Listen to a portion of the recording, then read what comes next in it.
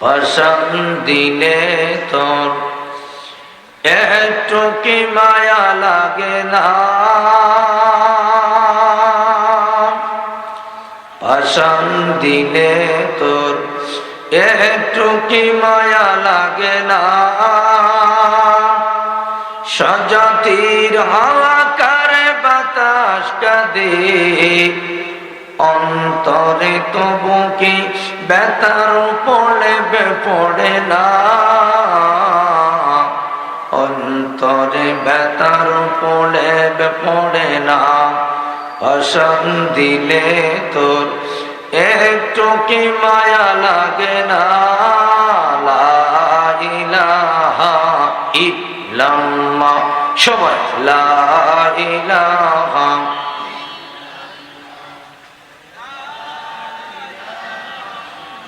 লা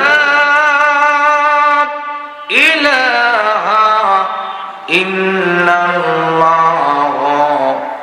মুহাম্মাদুর রাসূলুল্লাহ। সকলে বলেন সাল্লাল্লাহু আলাইহি ওয়াসাল্লাম। ঐতিহ্যবাহী বারোকালী মাদ্রাসা ময়দানে অবস্থিত তাফসীরুল কোরআন মাহফিল ইন্তেজামিয়া কমিটি আয়োজনে আয়োজিত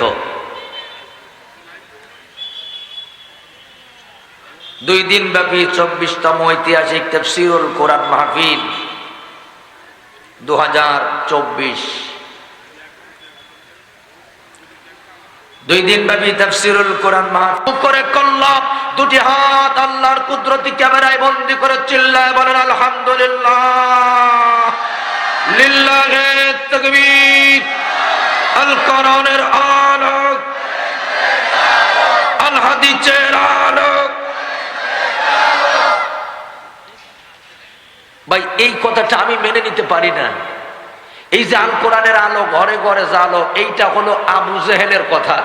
আবু জেহেল বলতো, ভাতিজা তুমি কোরআনের আলো ঘরে জ্বালাও, আমার সমস্যা নেই, তবে কোরআনের আলো বাইরে জ্বালানো যাবে না। ঠিক কিনা বলো?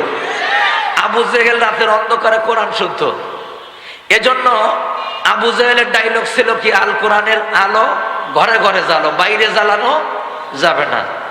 আবু জেহেলের এই কথাটা আমরা 54 বছর নকল করছি এই বাংলাদেশে। আল কোরআনের আলো ঘরে ঘরে জ্বালো। আচ্ছা আপনারা বলেন তো, 54 বছর ঘরে ঘরে কোরআন জ্বালানোর পরে এখনো আমাদের ঘরে কি কোরআন বেশি জ্বলে না সিরিয়াল বেশি চলে? তাহলে যে কোরআন 54 বছর ঘরে জ্বালানোর পরে এখনো সিরিয়াল বন্ধ হলো না, যে কোরআন 54 বছর ঘরে জ্বালানোর পরেও এখন এই বাংলার জমিনে 74টা লুচ্চা বদমাইশদের বিচার হয় না, যে কোরআন 54 বছর ঘরে জ্বালানোর পরে এখনো পর্যন্ত মহিলারা ফিলাউজ আর স্কিন ডিভাইডেড বন্ধ করতে পারে না, এই কোরআন আর আমরা ঘরে রাখতে চাচ্ছি না। এই কোরআন আমরা বের করে এমন একটি জায়গায় রাখতে চাই যেখানে রাখতে পারে গজব বন্ধ হয়ে আল্লাহ রহমতের দরজা খুলে দিবে, যেখানে গজব মানে কোরআন গেলে পরে বাংলাদেশের পার্লামেন্টে 74টা লুচ্চা বদমাইশদের বিচার হবে। জোরে বলেন কথা ঠিক কিনা? আল কোরআনের আলো এখনো ঘরে ঘরে জ্বালো, সব জায়গায় জ্বালো। হ্যাঁ, সব জায়গায় জ্বলুক। সংসদ বলতে ভাসুরির নাম বাদে 2-1 বলার দরকার নেই, বলবেন সব জায়গায় জ্বালো। আল কোরআনের আলো সব জায়গায় জ্বালো, লিল্লাহি তাকবীর। যে মহান মালিক আমাদেরকে আসার বসার তৌফিক দান করছেন, এবার বলুন আলহামদুলিল্লাহ। আমরা প্রশংসা করলাম কার? আল্লাহর প্রশংসার পরে দুরূদ আর সালাম সেই নবী পাকের জন্য এখন আমরা মন থেকে পেশ করব, যার নামের উপরে কেউ যদি একবার দুরূদ পড়ে 10টা সগীরা গুনাহ মাফ হয়, 10টা রহমতের দরজা খুলে দেয়। সুবহানাল্লাহ বলবেন না? তিনি আর কেউ না, আপনার আমার নবী, বিশ্ব নবী, বিশ্ব মানবতার মুক্তির মহানায়ক জনাবে মুহাম্মদ রাসূলুল্লাহ সাল্লাল্লাহু আলাইহি ওয়াসাল্লাম। ভাইরা আমার, সম্মানীয় সাতক্ষীরাবাসী, স্বাধীন চিন্তা চেতনা নিয়ে উন্মুক্ত পরিবেশে আমি আসাদুজ্জামান তৃতীয়বারের মতো আপনাদের এই মাহফিলে এসে, এখান থেকে প্রায় কয়েক বছর আগে আমি আসতাম, 2 বছর আল্লাহ পাক আমাকে এনেছিলেন। আবারও দেখা হয়ে গেল আপনাদের সাথে। আমি কোরআনুল কারীম থেকে একখানা আয়াতে কারিমা তেলাওয়াত করেছি এবং নিয়াত করেছি বাস্তবতার আলোকে কোরআন হাদিসের নিরীক্ষে বর্তমান সময় যে আলোচনাটুকু আমাদের অতীব জরুরি, এবং আমাকে বলা হয়েছে একটি সাবজেক্ট নিয়ে কথা বলতে। আল্লাহ পাক যেন এই বিষয়বস্তুর উপরে এবং বাস্তবতার উপরে কিছু কথা বলার তৌফিক দান। সকলে বলুন আমিন। আরো জোরে বলুন আমিন। তবে মনে রাখবেন, আমি রাজনীতি করার জন্য এখানে আসি নাই। যেহেতু রাজনীতি আমার রেশা না, রাজনীতি পেশা না, কাউকে কটূক্তি করা, ছোট করা, অপমান করা এটা আমার অভ্যাস না। কারোর সাথে কোনো আদাওয়াতি, কোনো দুশ্মনী আমার নাই। আমি মনে করি আমাদের একটি পরিচয়, আমরা মুসলমান, এনেছি আল্লাহর পরে ঈমান। আমাদের সংবিধানের নাম হলো আল কোরআন। কথা বলুন ঠিক কিনা? সুতরাং আমাদের মেজাজ খারাপ হবে সেই জায়গায়, আমাদের চোখে রক্ত উঠে যাবে সেই জায়গায়। আল্লাহর বান্দা হয়ে আল্লাহর জমিনে যদি আল্লাহর বিরুদ্ধে আচরণ করে, আল্লাহর বান্দা হয়ে আল্লাহর কোরআনের বিরুদ্ধে যদি কোনো ফতোয়া দেয়, আল্লাহর বান্দা হয়ে আল্লাহর রাসূলের ইজ্জতের যদি অপমান করে, একজন মুমিন মুসলমানের কর্তব্য হলো, একজন বক্তার কর্তব্য হলো, একজন উলামায়ে কিরামের কর্তব্য হলো ওই সমস্ত বেঈমানদের বিরুদ্ধেও কথা বলো। এমন একটি সময় আমি এখানে আলোচনা করতে বসেছি। আমার বন্ধুগণ, ভালো থাকা 2 প্রকার, একটি হলো শারীরিক ভালো থাকা, আরেকটি হলো মানসিক ভালো থাকা। কথা বলো ঠিক কিনা? এই মুহূর্তে গোটা বাংলাদেশের প্রত্যেকটা মুসলমান শারীরিকভাবে ভালো থাকলো আল্লাহর কসম, আমার মনে হয় মানসিকভাবে অনেকে ভালো নাই। তার কারণ তাম পৃথিবীতে 56টা মুসলিম রাষ্ট্রের একটি রাষ্ট্র ফিলিস্তিন।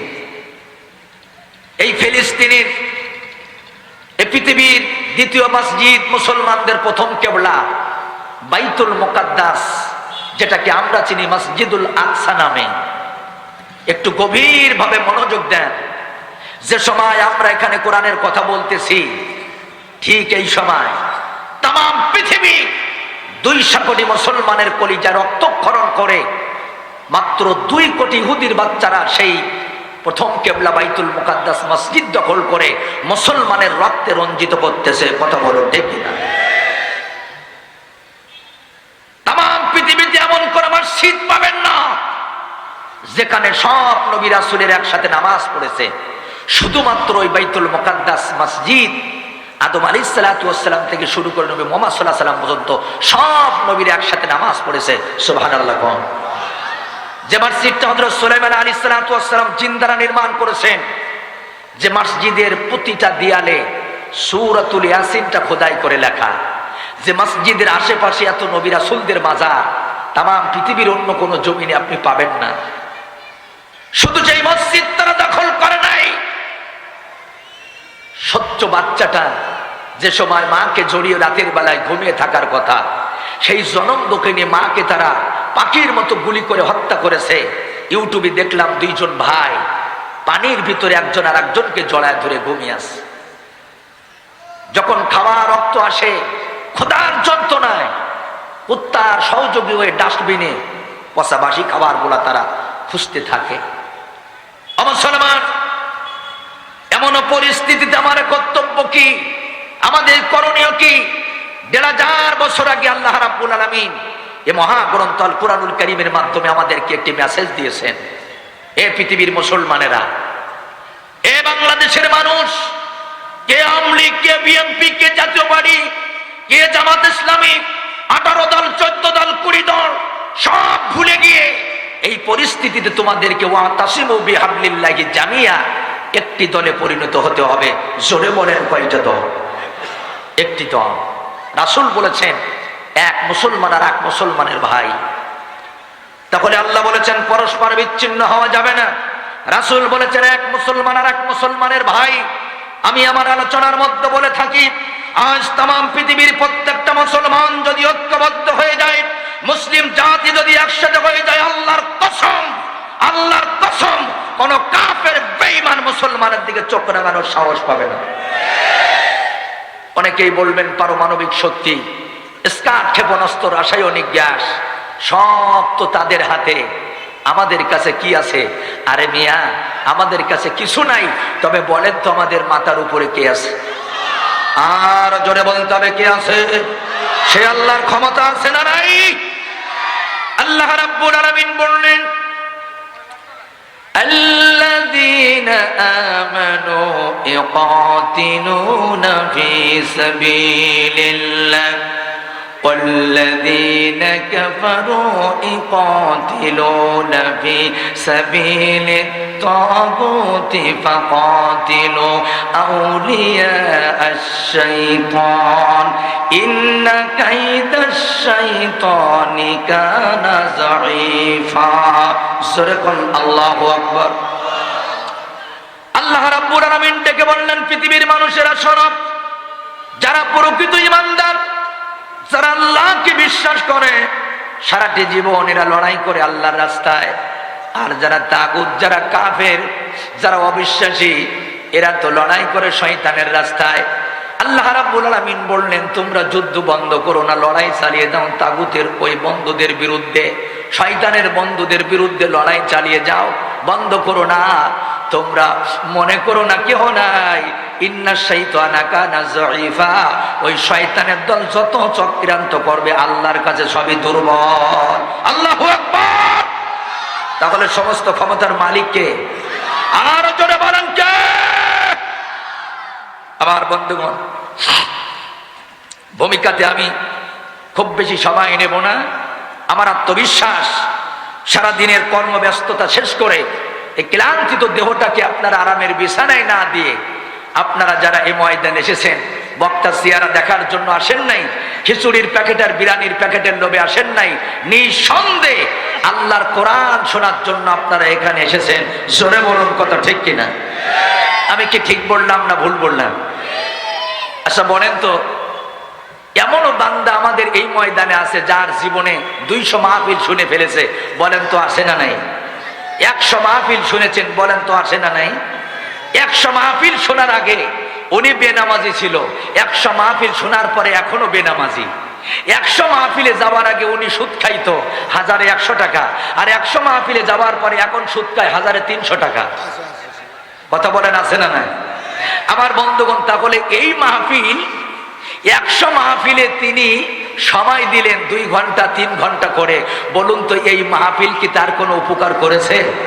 বরং একজন অভিজ্ঞ ডাক্তার বলেছেন, বিনা কারণে কেউ যদি রাত জাগে তার আমাশার ব্যায়াম হতে পারে। ঠিক কিনা বলে? তবে একটি মাহফিলে কেউ যদি শরীক হয়, আর ওই একটি মাহফিল যদি তার জান্নাতের রাস্তা, আল্লাহু আকবার, দেখার সুযোগ হয়ে যায়, হেদায়েত পায়, এটাই হলো তার জীবনে সবচেয়ে বড় সার্থকতা। জোরে বলুন কথা ঠিক কিনা?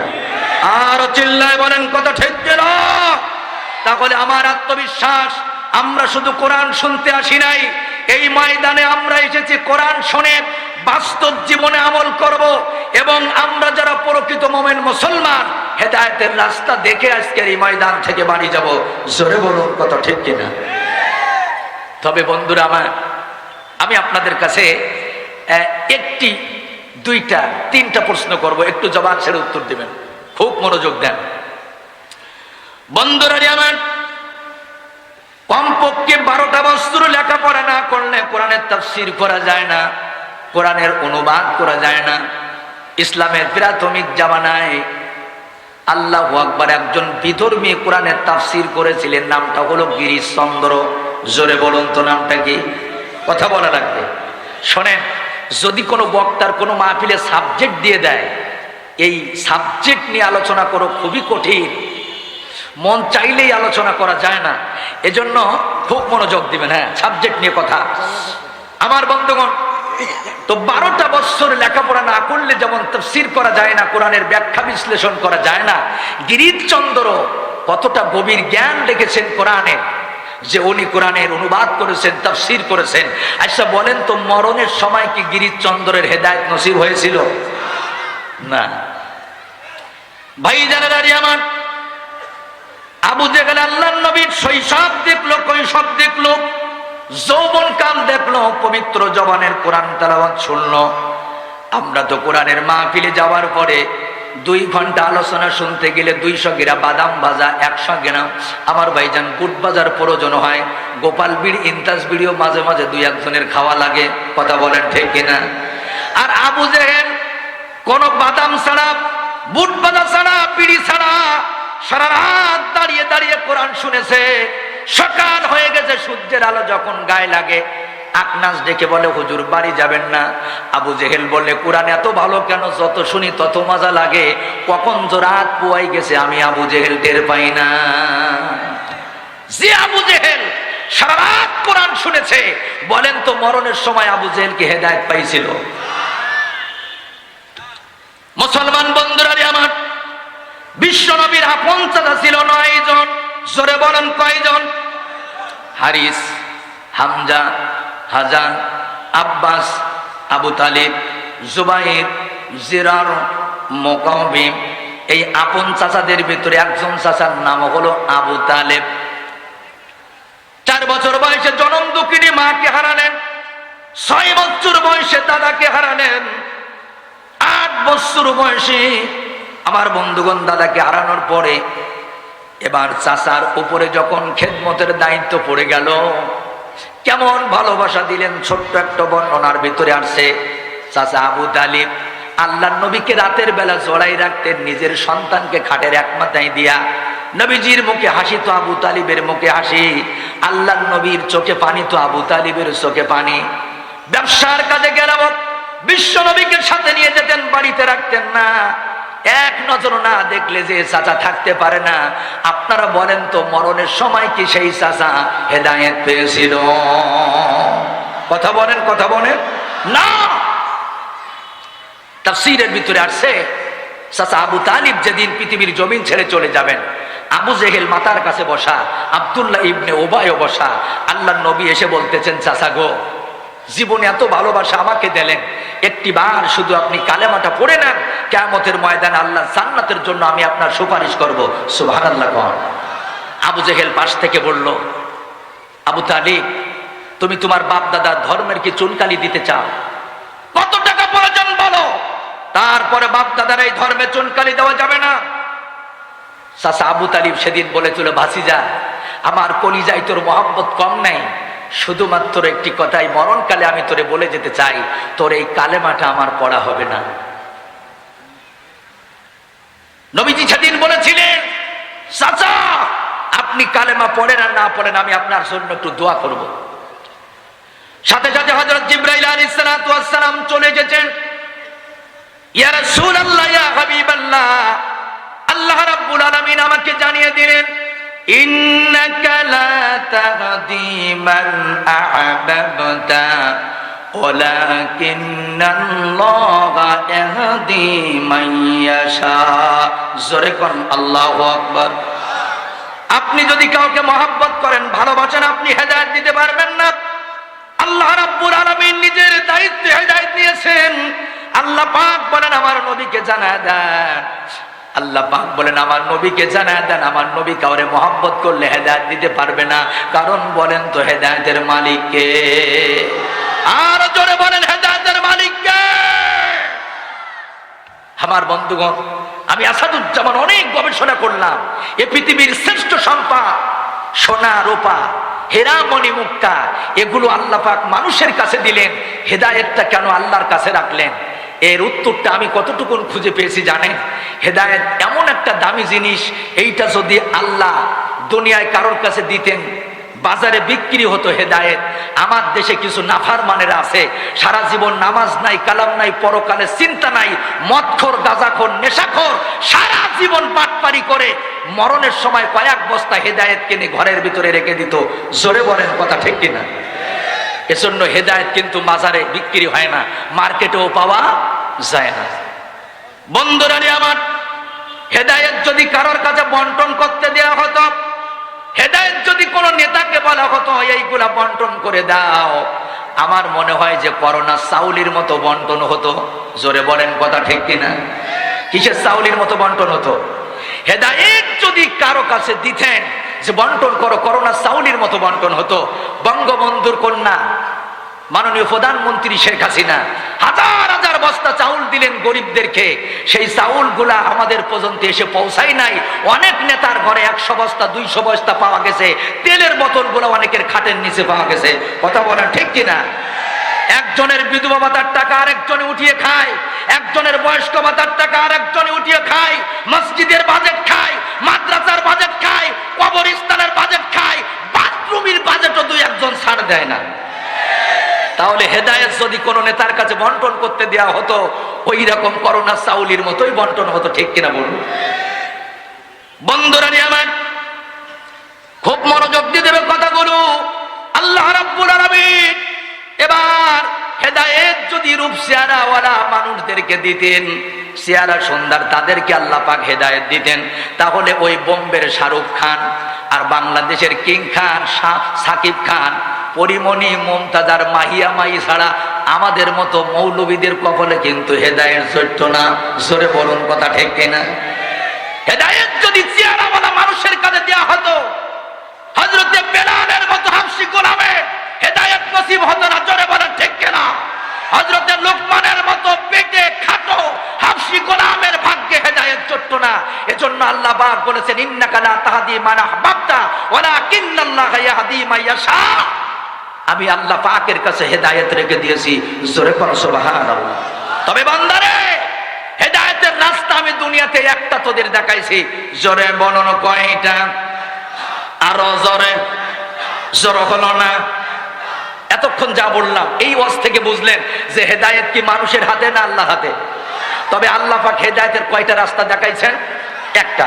আল্লাহ রাব্বুল আলামিন বললেন, আল্লাযীনা ইয়াসতামিউনাল কওলা ফায়াত্তাবিউনা আহসানাহু উলাইকাল্লাযীনা হাদাহুমুল্লাহ।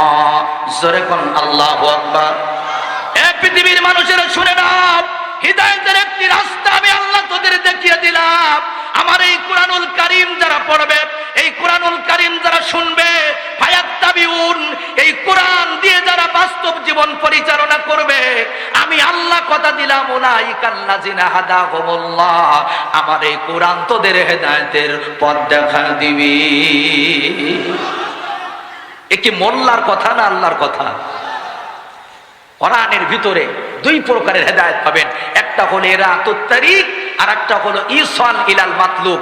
এ কোরআন আপনাকে জান্নাতের পথ যেমন দেখায় দিবে, এ কোরআন ডাইরেক্ট সাথে করে নিয়ে আল্লাহর জান্নাত পর্যন্ত আপনারে পৌঁছাই দিবে। সুবহানাল্লাহ বলবেন না? রাসূল বলেছেন, আল কুরআনু হুজ্জাতুল লাকা ওয়া আলাইক। কিয়ামতের ময়দানে কোরআনের জবান খুলে যাবে। জোরে বলেন, কি খুলে যাবে? কোরআনের জবান খুলে যাবে।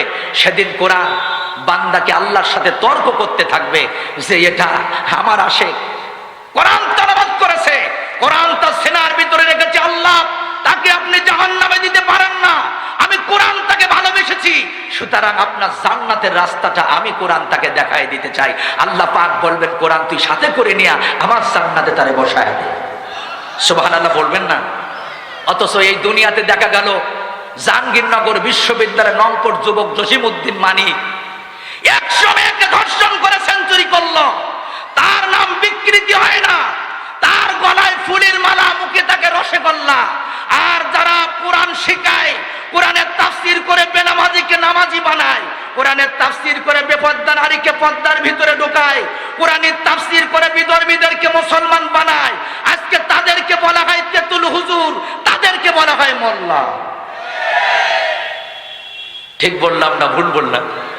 আমার বন্ধুগণ, মানুষ দুই কারণে স্মরণীয় হয়। জোরে বলেন তো কয় কারণে স্মরণীয় হয়? কথা বলা লাগবে। একটা হলো কুখ্যাতর কারণে, আর একটা হলো বিখ্যাতর কারণে। কুখ্যাতর কারণে যেমন মানুষ স্মরণীয় হয়, বিখ্যাতর কারণেও কিন্তু মানুষ স্মরণীয় হয়। আবু জেহেল, উতবা, সাইবা, ফিরাউন, নমরুদ। আচ্ছা বলেন তো, এদের নাম আমরা যখন স্মরণ করি মহব্বতের সাথে করি না ঘৃণার সাথে করি? আমি যদি বলি, ভাই আপনার ছেলের নামটা আবু জেহেল রাখেন, 1 লক্ষ টাকা দিব, আপনি কি রাখবেন? আমি যদি বলি, ভাই 1 বিঘা জমি লিখে দেবো, আপনার ছেলের নামটা ফিরাউন থাক, আপনি কি রাখবেন? বলবেন, হুজুর না, ওই এত বড় কুখ্যাত শয়তান যে গোটা পৃথিবীতে মুসলমানের সন্তানের নাম ফিরাউন নাই, আবু জেহেল নাই। কথা বলুন ঠিক কিনা? আমার বন্ধুগণ, আমাদের সমাজে কিছু মানুষ নিজেদেরকে বিখ্যাত মনে করে। সে নিজেই মনে করে আমার বিখ্যাত, মানে কি আমি এত বিখ্যাত যে সবাই আমাকে অন্তর দিয়ে ভালোবাসে। আমি বলি না, আপনি কুখ্যাত না, আপনি বিখ্যাত। এ প্রমাণ হবে মরার পরে। আপনি শুধু মারা যাবেন, আপনার একটা ছবি ফেসবুকে দেওয়া হবে। এবার কমেন্টের ভিতরে যারা কমেন্ট করবে তারাই আপনার কুখ্যাত আর বিখ্যাত এটার মাপকাঠি দিয়ে দিবে। ইন্না লিল্লাহ বলার জায়গায় সবাই বলবে আলহামদুলিল্লাহ, আলহামদুলিল্লাহ, আলহামদুলিল্লাহ। তুই একজন বলবে তুই মরলি তারও 5 বছর আগে মরলি না কেন? কথা বলেন না কেন? কারণ সারাটি জীবন আপনার কোরআন ভালো লাগে নাই, সারাটি জীবন আপনি কোরআনের মানে কি কোরআনের বাহকদের পছন্দ করেন নাই। অনেক নেতা চেয়ারম্যান মেম্বার তারা কোরআনের মাহফিল দেওয়ার জন্য চেষ্টা করেছে, আর আপনি কোরআনের মাহফিল বন্ধ করার জন্য চেষ্টা করেছেন। কোরআন শুনলে আপনার মুখ হনুমানের মতো কালো হয়ে যায়, মুমতাজের গান শুনলে তখন কিট কিট কিট কিট করেন। আপনার মতো নেতা মারা গেলে ইন্না লিল্লাহ না বরং আলহামদুলিল্লাহ বলা হবে। আপনার প্রমাণ হবে আপনি কত বড় কুখ্যাত। কিন্তু মনে রাখবেন, এই বাংলার জমিনে এমন কোরআনওয়ালা আছে যার ইন্তেকালের পরে মাইকিং করা লাগে নাই, সুন্দর গাড়ি নাই, বাড়ি নাই, জায়গা নাই, জমি নাই, তার ইন্তেকালের পরে লক্ষ লক্ষ মানুষ জানাজা পড়ার জন্য পাগল হয়ে গেছে। ঠিক বললাম না ভুল বললাম? কষ্ট হবে আপনাদের। আমার বন্ধুগণ, তাহলে বলতেছিলাম এ কোরআন ধরলে সোয়াব, এ কোরআন পড়লে সোয়াব, এ কোরআনে চুমু খাবেন সোয়াব, কোরআন নিয়ে মহব্বত করবেন তাও সোয়াব। ব্যক্তি হোক আর মানে কি ব্যক্তি হোক আর বস্তু হোক, যে যখনই এ কোরআনের সাথে মহব্বত করেছে, বলেন তো কোরআন কি তার সম্মান বাড়াইছে না কমাইছে? হযরত ওমর ছিল জিরো, কোরআনের সাথে সম্পর্ক করে হয়ে গেল হিরো। আবু জেহেল ছিল হিরো, কোরআনের সাথে বেয়াদবি করে হয়েছিল জিরো। কথা বলে ঠিক কিনা? লক্ষ লক্ষ মানুষ ওমরের কবর জিয়ারত করে চোখের পানি ছেড়ে ছেড়ে কাঁদে, আর আবু জেহেলের বাড়িতে গিয়ে পায়খানা করে চলে আসে। এবছর আমার এক বন্ধু হজ করতে গেছে, যাবার পরে সবাই দেখে আবু জেহেলের বাড়িতে পায়খানা করতেছে। ওর পায়খানা আসে না, মোড়ামড়ি, আর কয়েকে আল্লাহ এই মুহূর্তে একটু ডায়রিয়ার ব্যবস্থা আমারে করে দাও। কারণ আবু জেহেলকে যখন পাইছি কোরআন বিরোধী, এত বড় বাটপারে যখন পাইছি, এর বাড়ি পায়খানা না করে যাব না। কয় দোস্তরে আসরের সময় দেখি পেটের ভিতরে গড়গড় গড়গড় শুরু হয়ে গেছে। সেই যে মাগরিব পর্যন্ত বইছি আর উঠি নাই, কারণ মন চাইছে এর বাড়ি, মন চাইলে পায়খানা করে ভাসায় দেবো। সুবহানাল্লাহ বলবেন না? কোরআন পড়ো, কোরআন মানো, কোরআন ধারণ করো, কোরআন বোঝো, কোরআন খোঁজো, কোরআন নিয়ে মরো। কোরআন সাথে কোরআন বাতে কবর হাসর মাঠে, কোরআন কবে সাফায়াতকারী জান্নাতে যেতে। রেখো না কোরআন আলমারিতে, দেখো না কোরআন খুলে, নিজেকে মাপো বাটকারাতে কোরআনের পাল্লায় তুলে। তাবিজ লেখার জন্য কোরআন ভেবো না শুধু তাই, গাইফু দেওয়ার জন্য কোরআন ভেবো না শুধু তাই, খতম করার জন্য কোরআন ব্যবহার শুধু তাই, জিন ঝাড়ানোর জন্য কোরআন আসেনি কিন্তু ভাই। কোরআন দেবে শ্রেষ্ঠ জীবন, কোরআন দেবে নিরাপত্তার জীবন, কোরআন দেবে শান্তির জীবন। এই কোরআনের আইনগুলো যদি বাস্তব জীবনে একটু মেনে নেওয়া হয়, একবার জোরে বলা যাবে কি কথা ঠিক কিনা? কারণ এ বাণী সকলের নাই, শুধু মুমিনের, যারাই চলবে মেনে ফল পাবে কোরআনের। ঘরে বলো কিংবা রাষ্ট্রে বলো, ঘরে বলো কিংবা রাষ্ট্রে বলো, অশান্তি দূর করে শান্তি আনে সমাধান। সমাধান চাও যদি জীবনে, মরণে ফিরে যাও খুঁজে নাও। চোখ রাখবে কোনখানে? চোখ রাখো কোরআনে, তবেই পাবে সুখ শান্তির ঠিকানা, তবেই পাবে সুখ শান্তির ঠিকানা। যদি মেনে নাও তুমি মনে প্রাণে সমাধান, একবার সরে বলা যাবে কি মারহাবা। তাহলে কোরআনের সাথে যারা সম্পর্ক করেছে এদের ইজ্জত বাড়াইছে কে? আল্লাহ রাসূলের কাছে জিবরাইল আলাইহিস সালাতু ওয়াস সালাম 24,000 বার এসেছেন। সুবহানাল্লাহ বলবেন না? অন্যান্য নবীদের কাছে সর্বোচ্চ 50 বার, আর আপনার আমার নবীর কাছে কত হাজার বার? 24,000 বার। একদিন জিবরাইল আলাইহিস সালাতু ওয়াস সালাম বসা, নবীজি বসে আছেন। এমন সময় আল্লাহর নবীর একজন সাহাবী হযরতে আবু যর গিফারি, আমার বন্ধুগণ রাদিয়াল্লাহু তাআলা আনহু, উনি আসতেছেন। জিবরাইল আলাইহিস সালাতু ওয়াস সালাম বলেন, ইয়া রাসূলুল্লাহ, ইয়া হাবিবাল্লাহ, ওই যে আপনার সাহাবী হযরতে আবু যার আসতেছে। নবীজি অবাক হয়ে গেলেন, জিবরাইল, তুমি তো আসমানের ফেরেশতা, দুনিয়ার জমিনে কে আমার সাহাবী হযরতে আবু যর, কে আমার সাহাবী হযরতে ওমর, কে আমার সাহাবী আবু বকর? এইটা তো এইভাবে তোমার চেনার কথা না। আরে জিবরাইল, কিভাবে আমার সাহাবী হযরতে আবু যর গিফারি রাদিয়াল্লাহু তাআলা আনহুকে তুমি চিনে নিলা? জিবরাইল মুস্কি একটা হাসি দিয়া বলে, ইয়া রাসূলুল্লাহ, ইয়া হাবিবাল্লাহ, মজার কথা হলো হযরতে আবু যর আপনার সাহাবী হতে পারে, তবে আসমানের ফেরেশতারা তাকে যেমন চেনে, এই দুনিয়ার মানুষেরা হযরতে আবু যরকে অত ভালো চেনে না। একবার জোরে বলা যাবে কি মারহাবা? নবীজি অবাক হয়ে বলেন, জিবরাইল, কি কারণে আমার আবু যর এত সম্মানী হয়ে গেছে, এত বিখ্যাত হয়ে গেছে? জিবরাইল, একটু বর্ণনা করে শোনাও। আল্লাহর নবীকে জিবরাইল আলাইহিস সালাতু ওয়াস সালাম বললেন, নবীজি, আপনার সাহাবী হযরতে আবু যর সংসারের পাশাপাশি, কাজকর্মের পাশাপাশি যখন একটু সময় পায়, এই সময়টা উনি নষ্ট করে না, আল্লাহর কোরআনটা খুলে তেলাওয়াত করতে বসে যায়। 5টা মিনিট সময় পেলে কোরআন তেলাওয়াত করে, 10টা মিনিট যদি সময় পায় কোরআন তেলাওয়াত করে। হযরতে আবু যর যদি 2টা মিনিট সময় পায়, 1টা মিনিট যদি সময় পায় কোরআন তেলাওয়াত করে। কারণ সে জানে সূরা ইখলাস যদি পড়তে পারি, 3 বার পড়লে 1 খতম কোরআনের নেকি আল্লাহ পাক তার আমলনামায় দিয়া দেয়। ইয়া রাসূলুল্লাহ, ইয়া হাবিবাল্লাহ, দুনিয়ার কোন নেতার সাথে মহব্বত না, দুনিয়ার কোন টাকাওয়ালা ক্ষমতাওয়ালা মানুষের সাথে তার এত মহব্বত না যত মহব্বত মহাগ্রন্থ আল কোরআনুল কারীমের সাথে। এই কোরআনের সাথে এত মহব্বত করার কারণে আমার একজন বললেন, শোনো, ওদের পরে অনেক অত্যাচার নির্যাতন করেছে, ওরা মাথা পেতে নিয়েছে, বাবরি মসজিদ থেকে মন্দির করেছে, ওরা সহ্য করেছে, গরুর গোশত খাওয়ার অপরাধে হাজার হাজার মুসলমানের রিমান্ডে দিয়েছি, সহ্য করেছে, মুসলমানের ঘর বাড়ি আগুন দিয়ে জ্বালিয়েছি, ওরা সহ্য করেছে, মুসলমানদের নবীকে লুচ্চা বলে গালাগালি করেছে, ওরা সহ্য করেছে, মুসলমানদের হার্টবিট কোরআন, মুসলমানদের নিঃশ্বাস এই কোরআন, এই কোরআন থেকে যদি 26টা আয়াত বাদ দিয়ে দেয়, গোটা পৃথিবীর 200 কোটি মুসলমানের কলিজায় দাও দাও করে আগুন জ্বলবে। যে আদালত থেকে 26টা আয়াত বাদ দেওয়া হবে, রক্তের বন্যা বয়ে যাবে, মুসলমান তাদের ছাড়বে না। চলে বলেন কথা ঠিক না? সেদিন রায় হলো, অসীম রিজভী 50,000 রুপি তোমাকে জরিমানা করা হলো। সুতরাং কোরআন থেকে 26টা আয়াত তো দূরের কথা, 26টা জের জবর নোক্তা পর্যন্ত পরিবর্তন হবে না। আল্লাহু আকবার। আর তোমার মতো নেতা একটা কোরআনের মাহফিল বন্ধ করে বাংলার জমিন থেকে মাহফিল তুমি বন্ধ করতে পারবা না। আমির হামজার মাহফিলে 10 লক্ষ মানুষ, মিজানুর রহমান হাজারীর এক কোরআনের 12 লক্ষ মানুষ, রবিকুল ইসলাম মাদানির এক কোরআনের মাহফিলে 8 লক্ষ মানুষ। আজকে আমার দেশের যুবক ছেলেরা কনসার্টের কাজে যায় না, পুতুল নাচে যায় না, যাত্রা পালা যায় না, এরা যেভাবে কোরআনের পাগল হয়ে গেছে। এই মাহমুদপুরে কোরআনের মাহফিল থেকে আমি অবাক হয়ে গেছি।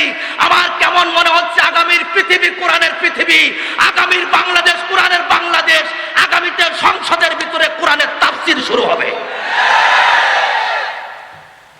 ঠিক বললাম না?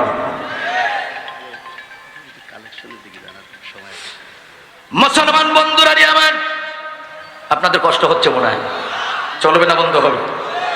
আসেন আমার মুসলমান ভাইয়েরা, খুব মনোযোগ দিয়ে কথাগুলো আপনার শুনতে হবে।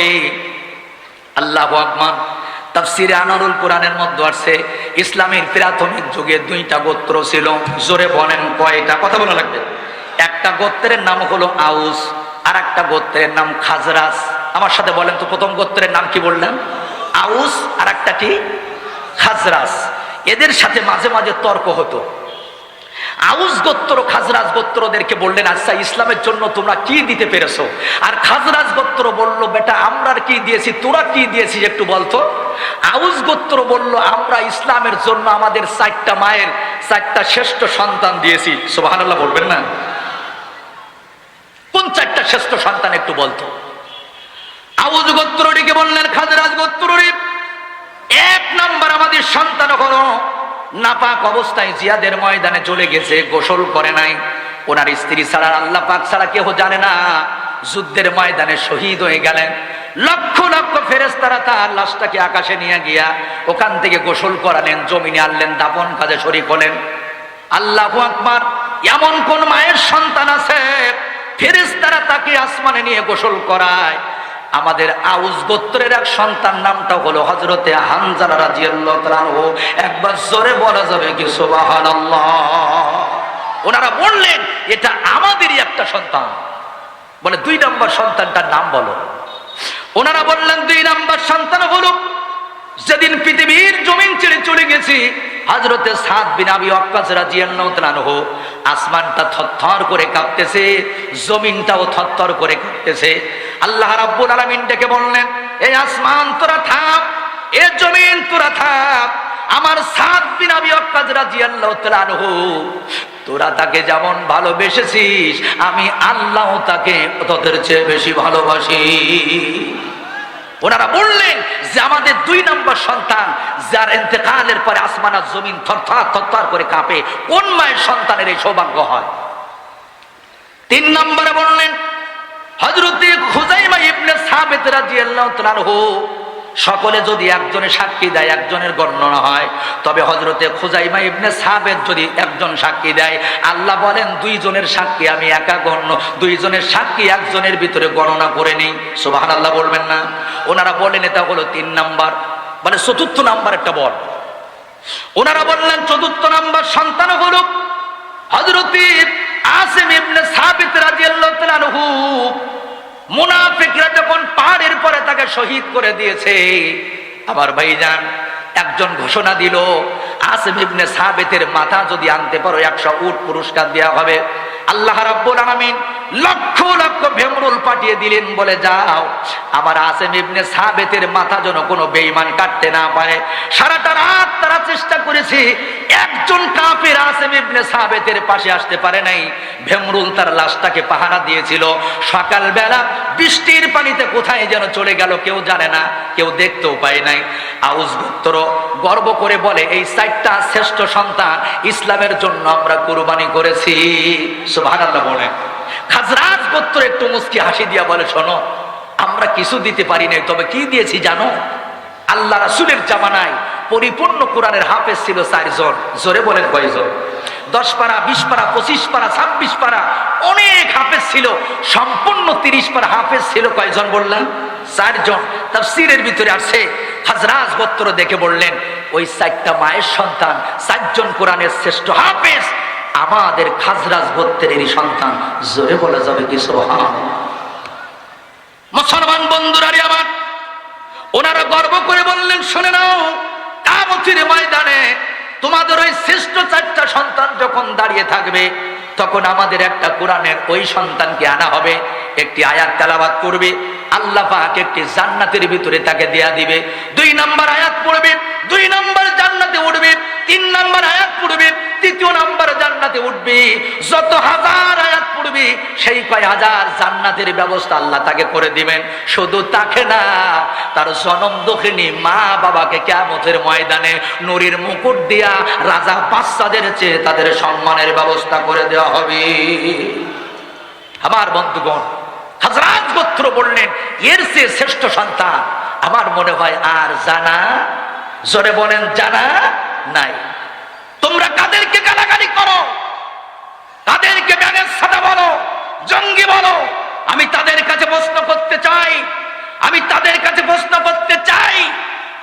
ওয়াসি নামের যে মেয়েটা তার বাবা ইন্সপেক্টরকে বটি দিয়ে জবাই করেছে, আমি একটা বর্ণনার ভিতরে দেখলাম প্রত্যেক মাসে তার বাবা 50,000 টাকা মেয়েটাকে হাত খরচ দেয়। জোরে বলেন কত হাজার টাকা হাত খরচ?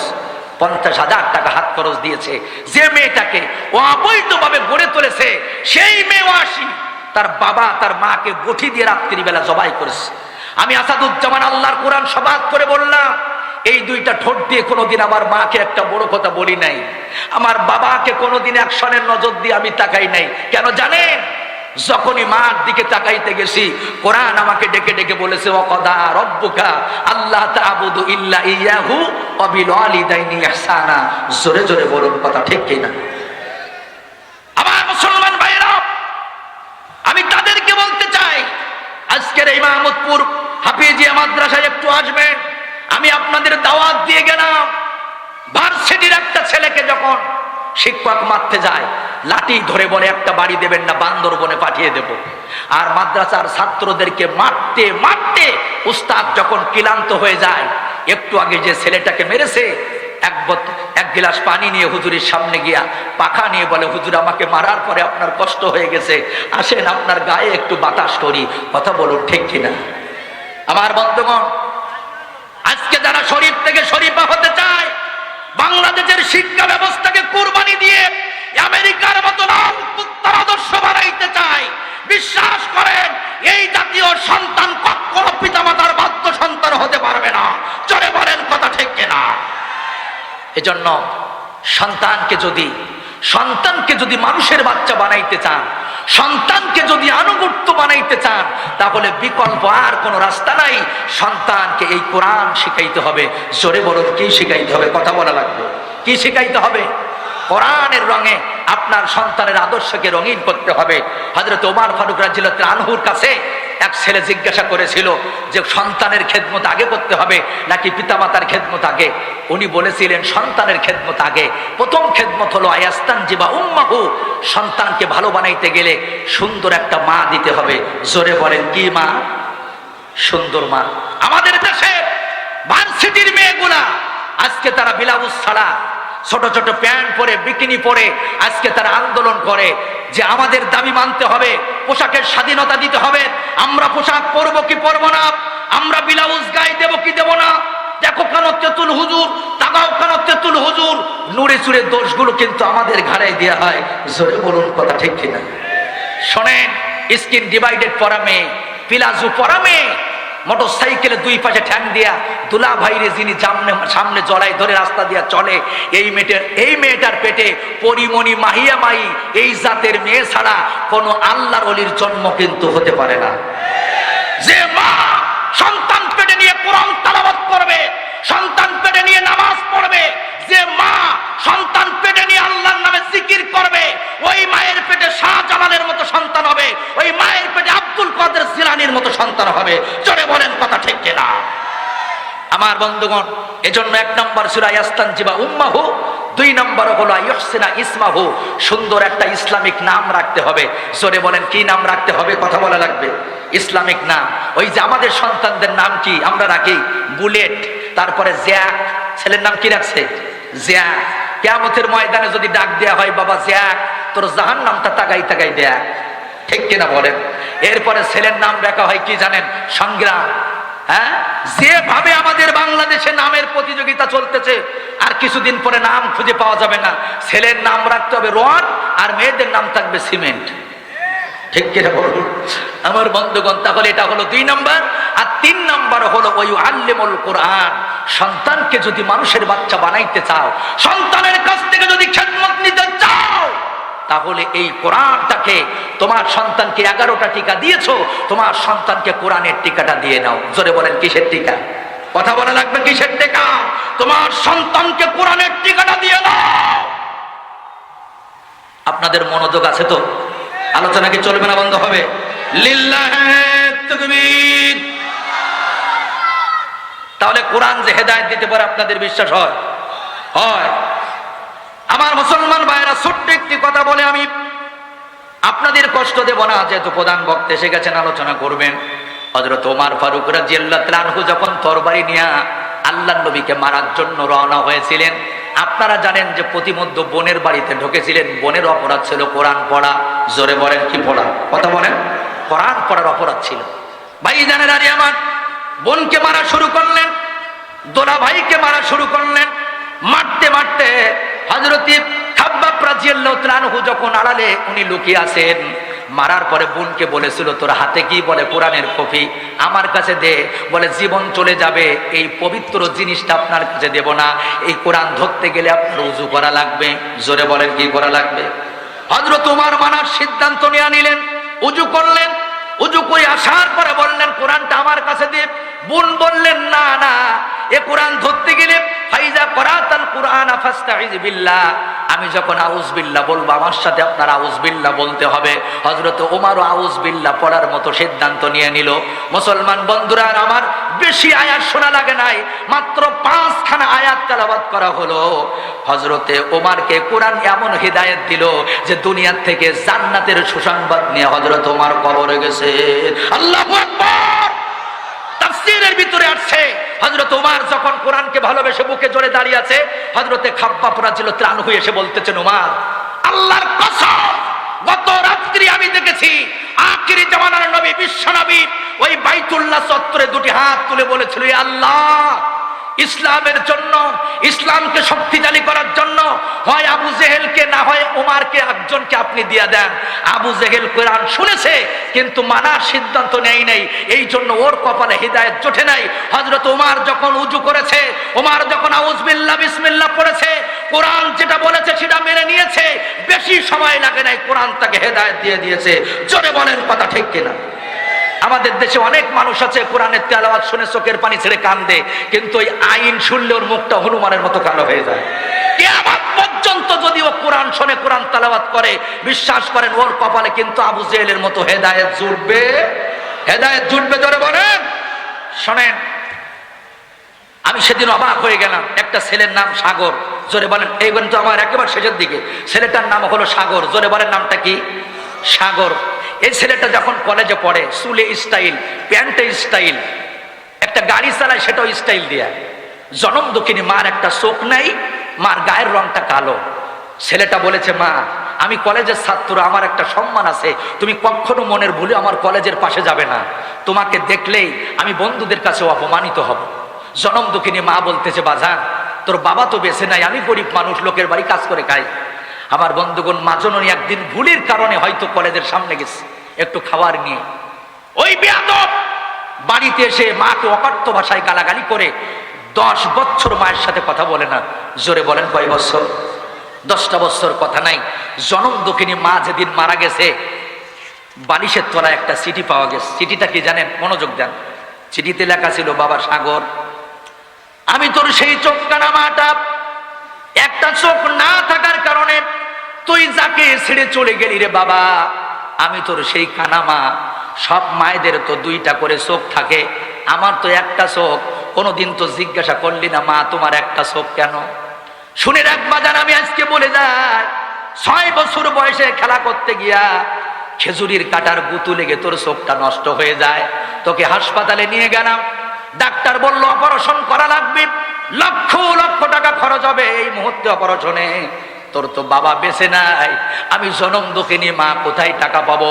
ডাক্তারের সাথে যোগাযোগ করে আমার 2টা চোখ থেকে একটা চোখ আমি সেদিন তোকে দিয়েছিলাম। আমার ভাই কথা বলবেন একটু? ও আচ্ছা, দিন থাকবে।